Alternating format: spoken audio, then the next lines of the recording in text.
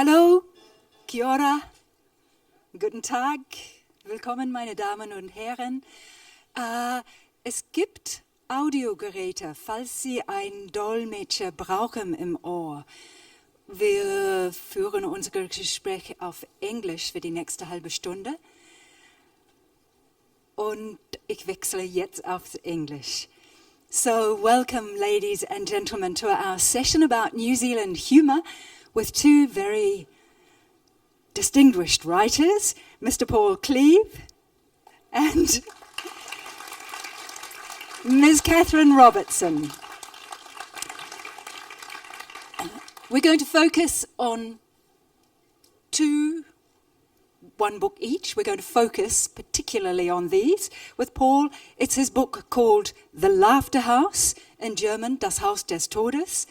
And with Katherine, her book, which in German is called Das nicht ganz perfekte Leben der Mrs. Lawrence, and in English, The Not Perfect Life of Mo Lawrence.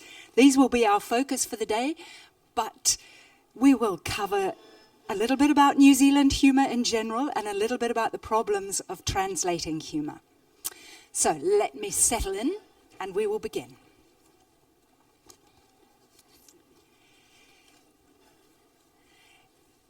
I think it's very interesting that these two authors who both... We were expecting a bit of a soundtrack. I'm sorry, there's always ambient noise that comes from next door, but I didn't expect it to be quite so. Thank you. They have a technical problem, so I ask you, please bear with us. When we do Paul's reading, you can imagine that it's perhaps a chainsaw, although his villain in this book seems to work with a knife. That seems to be much more effective than a chainsaw. Our topic, humour. I must say that Paul's book called The Laughter House, when I received it and began to read it, I thought, oh my goodness, I have got the wrong guy, because Paul is in fact a crime writer. Katherine writes extremely witty comic novels. She is absolutely in the territory, in the genre of being a comic writer. Paul writes shudderingly horrifying books that you cannot read late at night because they are so terrifying. But along with that, they really, really make you laugh. So it did turn out that he is in the right session this afternoon after all, and we will talk about him using humour to alleviate some of the darkness in his work. Let me start off with a very brief introduction. Katherine has two published books, both comic. They share the same characters. In the first book, her lead character is a woman called Daryl, who crops up then in the second book as a secondary character. And Michelle, Mo Lawrence, the title character of the book, figures in the first book as a minor character, but then takes over the lead for the book we're talking about today. Katherine's first book...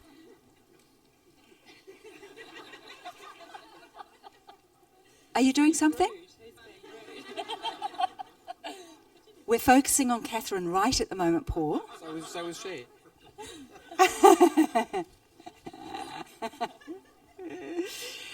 Katherine's first book was a bestseller in New Zealand. Her work has been translated into German, the first book is called The Sweet Second Life of Daniel Kincaid. It's also just about to appear in Italy. I think that we'll get straight into some reading, and we better start with Paul just to keep him settled. We'll tell you more about him later. We're going to start with reading an extract from the book. We're going to read in English, and when I say we, I do mean we, because Paul, when I talked to him at breakfast this morning, actually a bit late in the piece, but when I talked to him about exactly which passage we were going to read, he said, oh, but it's got dialogue in it. I'm not so happy with reading dialogue. And I said, well, perhaps I could, or you suggested that. Anyway, I will be filling in a female voice now and then. I thought I was doing the female voice. I'm sorry, you have to read the hard stuff. You have to read the big, long sentences that aren't dialogue. Who wrote this? So, from The Laughter House by Paul Cleave. Okay. It takes 20 minutes to get to the slaughterhouse. It's been 15 years since you came here. The night is wrapped tightly around it, letting go only where the headlights wash across the front of the building. He parks outside what used to be the office door. He has to step carefully to avoid twisting an ankle. He unloads a bag first, taking it deep inside where his footfalls echo through the rooms. It's colder in here than outside. He lays down the blankets in the corner of one of the offices, then heads back out to the car. The air has that wet early morning feel to it you get in April. Every day for the next few weeks can either remind you of summer or remind you of winter. There's your bathroom, he tells Melanie, cutting her binds and nodding towards the edge of the driveway where Melanie can choose from one of the dozens of trees. And make sure you don't get lost. The forest is a week's walk in every direction, he says. Not that it's true. And if you'll get lost, I'll end up punishing your family. Perhaps we better say this is the villain we're talking about here. She reaches up and pulls the duct tape off her mouth.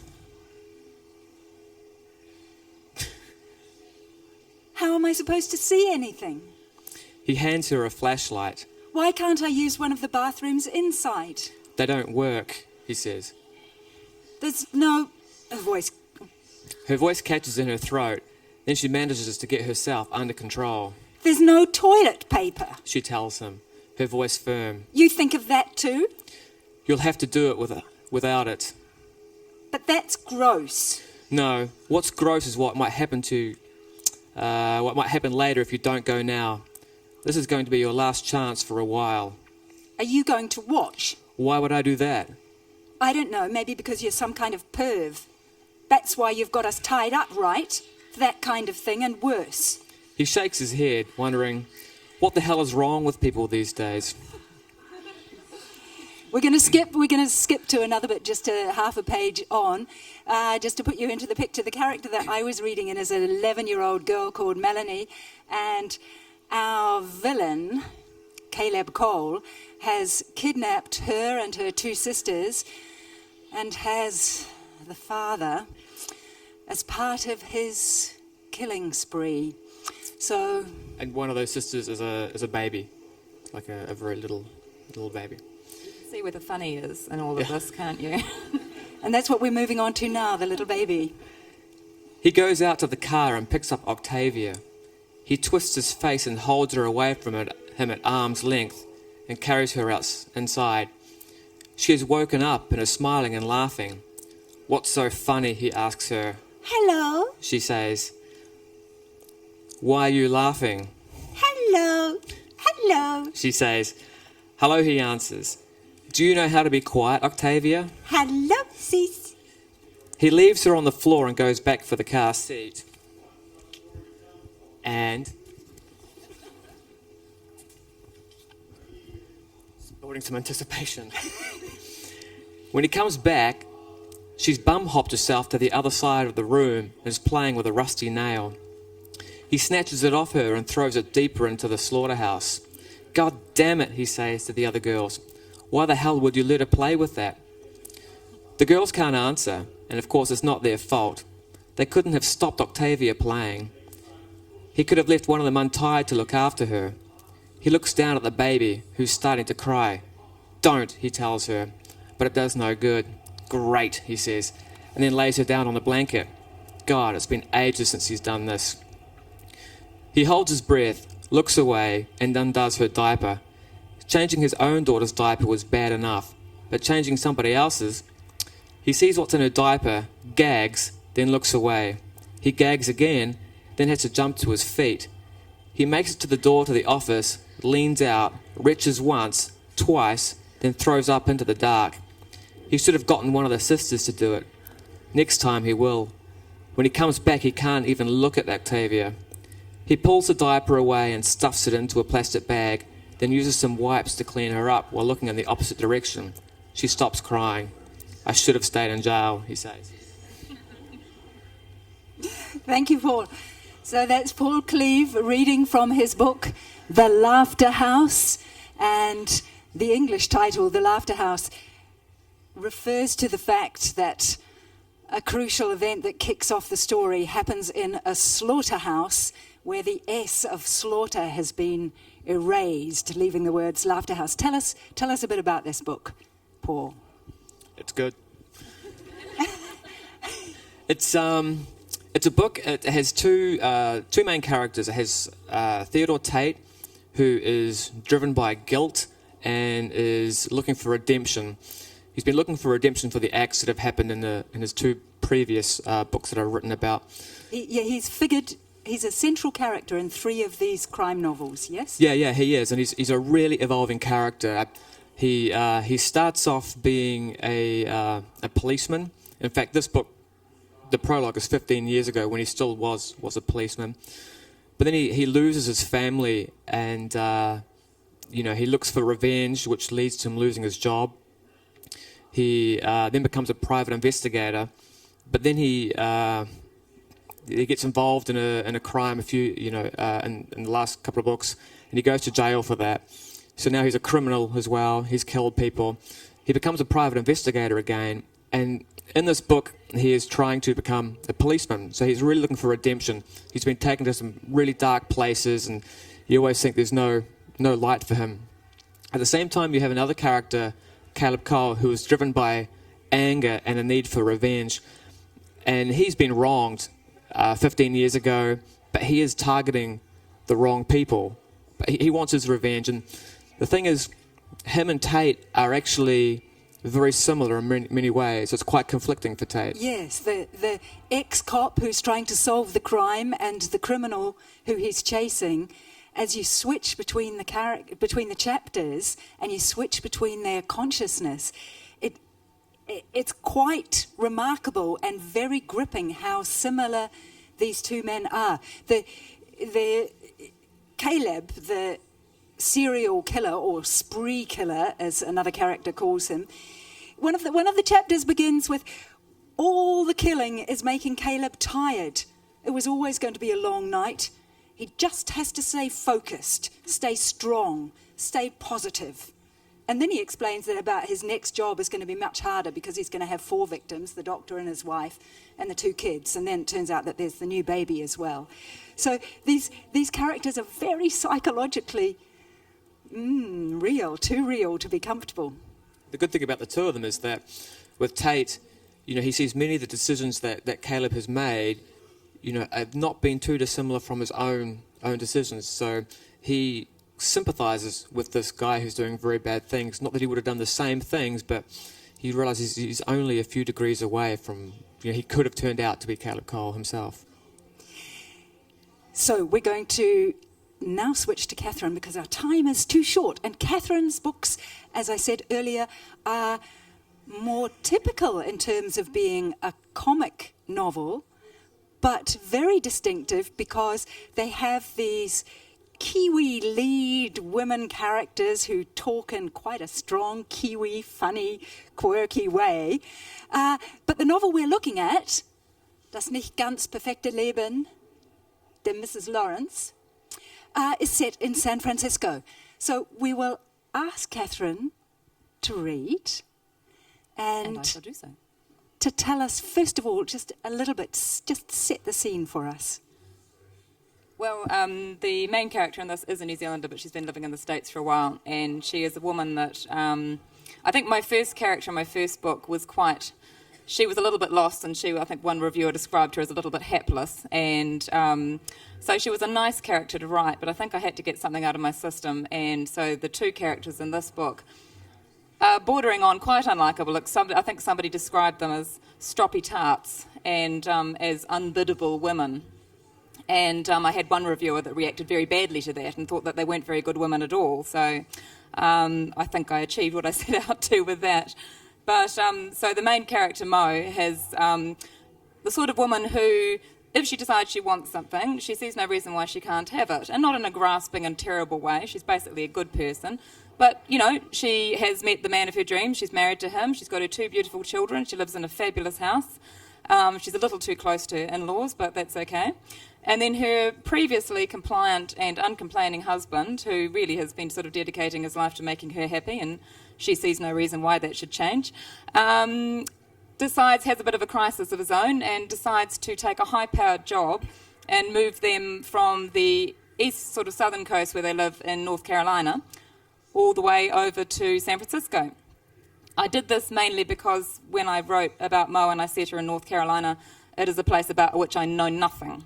So I had to shift her to a place about which I had some knowledge. And you lived in San Francisco? Yeah, for a little bit. So all of the things were, things that I learnt there. I think there's a phrase she comes across. I was with a friend once, and she said, "Oh, look at those." She says, "The SBMs." And I, what on earth are SBMs? And she said, "Skinny blonde moms." And California is full of SBMs. And so it's essentially her having to come to terms with the fact that she can't control everything in her life, and she has to sort of learn to take the hands off the steering wheel a little bit. So Catherine's going to read for us from The Not So Perfect Life of Mo Lawrence. And of course, the bit I've chosen has nothing to do with her in it whatsoever. But I think you'll understand nonetheless. One of the minor characters is a lovely young man. I sort of think I had to write some sort of nice sort of slightly hapless young men into this book. And his name is Benedict, and he's a very well brought up Englishman, and he is, against his will, sort of ended up with a beautiful girlfriend that he doesn't really want. And her name is Izzy, and she's a New Zealander as well. So Izzy was spraying cheese from a can onto a dish she'd previously filled with corn chips and refried beans. The cheese was emerging jaundice yellow from the nozzle and landing in a moist, swirling trail that made Benedict think of an unwell dog. Cheese in a can was one of the many things Izzy loved about America, along with frozen cookie dough, Old Navy, and Joan Rivers on the shopping channel. "Man," she said, "that chick's had so many facelifts she's got a beard." Benedict had heard that joke before, but he laughed anyway. "What is in that stuff?" he asked. Izzy paused to read the back of the can. "It's got milk in it." "And? Who cares? It tastes okay." "If you're drunk at 2 a.m, then possibly," thought Benedict, but he didn't say it. "I'll switch on the grill," said Izzy. "Oh, I forgot. I mean, the broiler. The bitch boss acted like I was a retard when I called it a grill. A grill's a barbecue, apparently. I mean, who wants to broil anything? I'll have my nachos broiled." She gave a shudder. "Sounds stupid." "We English used to use it not that long ago," said Benedict. "It simply means heating something intensely. It's quoted in the Jabberwocky as part of the definition of brillig, the time when you begin broiling things for dinner."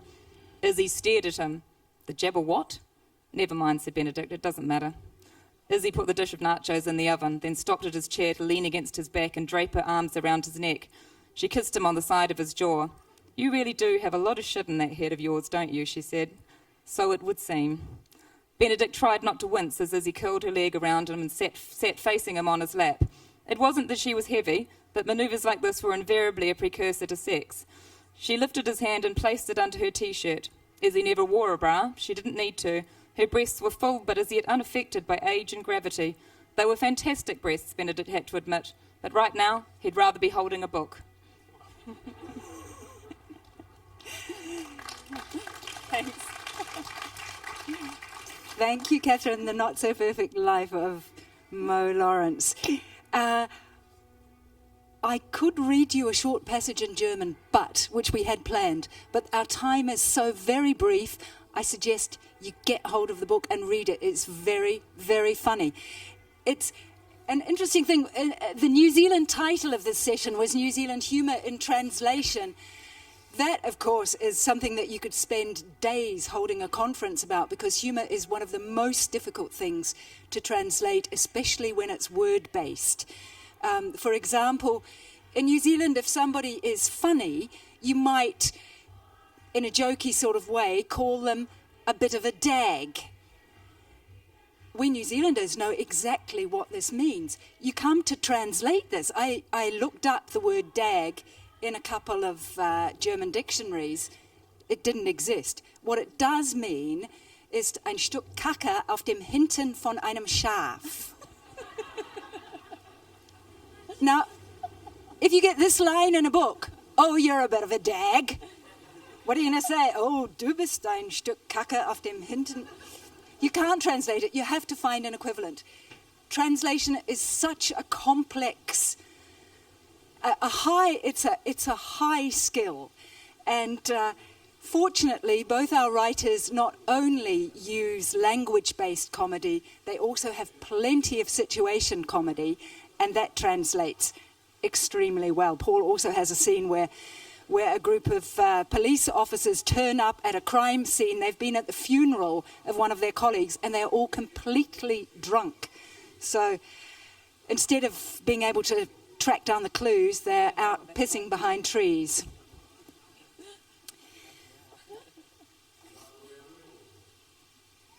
Paul. Hello. Oh, is your microphone? Have they turned your microphone off? I had stopped listening a minute ago. We're running fast out of time, but there's something that I want to talk about in terms of location in Paul's book. It's set in Christchurch, but this is not like the Christchurch I know. It's my Christchurch. Tell us about your Christchurch. My Christchurch is different from the real Christchurch. There are 3 Christchurch now. There's the one before the quake, the one after the quake, and then there's my one. And my one runs sort of parallel to the one before the quake. So it's a much darker version. But the reality is that darkness in the books is there in the city. It might be maybe 10% of what the city is, but that's there was the very famous murder, real life murder, that became the film Heavenly Creatures, where 2 schoolgirls killed the mother of one of them, the Parker Hume story. This is a old good Christchurch tradition, isn't it? What, killing your mum? She remembers them. Both the girls were at school with my mother, and I was talking to Mum and one of her friends, and she said, "Oh, we remembered them." And I said, "Well, what about, was there any sort of sense of that, the lesbian overtones?" And she said, "Honestly, if somebody had said that to us, we wouldn't have known what they meant." So your Christchurch is darker. Like the thing is, like, it's dark in the books because that's where the characters live. They live in that darkness. It's what I like to write about because it's what people like to read. And these are characters that have suffered loss, or they're really bad people. So, they can't see the city in a really nice, candy floss bunnies everywhere, the hobbits kind of way. It has to be this darkness. But the weird thing is when I wrote The Cleaner back in the late 90s, The Cleaner was Paul's first published book, and it sold 500,000 copies. That's right. And when I wrote that, it was quite dark, but there was quite a distance between the real Christchurch and that book. But Christchurch has caught up to where the novels are. So, so people You're a prophet. I hope am. not. I am. I haven't even made a profit. But what happens is that, so if people read The Cleaner now, they don't see that as being Christchurch as being too dark in that one, because Christchurch is now where that was. So with every book that comes out, I have to make it a little darker to stretch the reality. So our time is at an end. I would have liked to take questions from the floor. I'm very sorry that we can't. There will be book signings for both Paul and Katherine. I think. Let me just tell you where they are. It's at the Heine Verlag. This is their publisher in Germany. And it's in Hall 3.0. So I'd just like to say that I've got a couple of books on the stand. Paul has a whole stand within the stand. Yeah, but that's later. I think we're signing books out here, right? in the foyer, yes. If you wish to get a book signed by one of these authors, try in the foyer just outside where you came into this hall first. We hope that the publishers may have some books there. So, 2 very different New Zealand comic writers, writing not really quite about real New Zealand, but certainly with a lot of New Zealand essence in their work. Books that travel extremely well. Witness the big sales that they're getting in Germany. So if you don't know their work, I recommend, and you're looking for a laugh, I recommend that you give it a try. Thank you all so much for being here today. Thank you, Paul Cleave. Thank you. Katherine Robertson.